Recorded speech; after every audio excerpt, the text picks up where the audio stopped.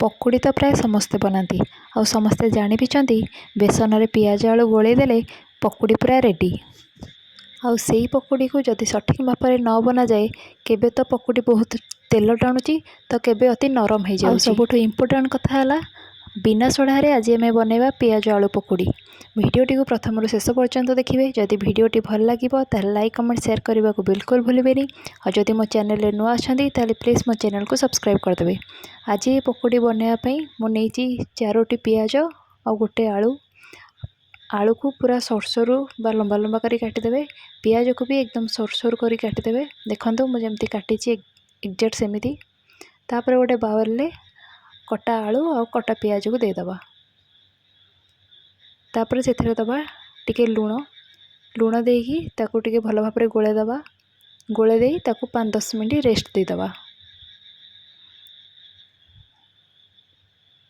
तापर आमे मसला पाई बेसी किसी नबानी नबा 2-3 इंच अदा आ गोटे कंचा लंका।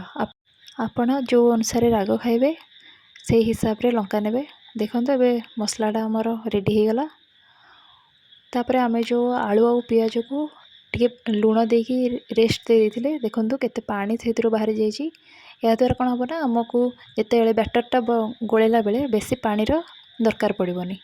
तापर मुझे देली गोटे गिना बेसन देली। तापर 2 चम्मच कॉर्नफ्लोर टिके हलदी गुंड लंका गुंड तापर दबा लुण।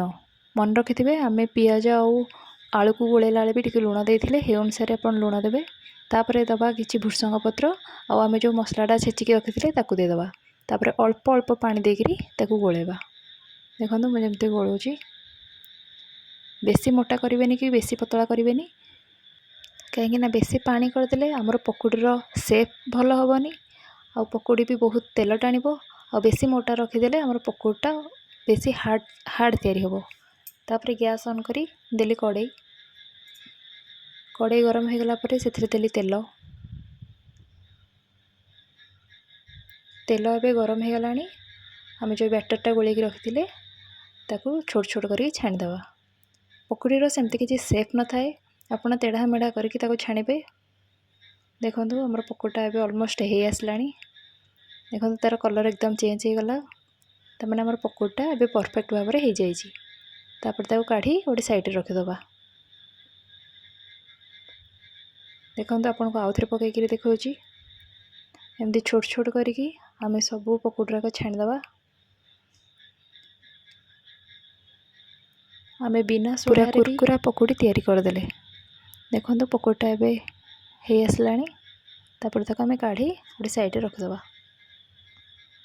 एबे रेडी हो गला आमर पियाज आलू पकुड़ी। देखो बाहर एकदम क्रिस्पी और भीतर एकदम सॉफ्ट अच्छी। तामाने आमर पकुड़ी एकदम परफेक्ट भाव में होती।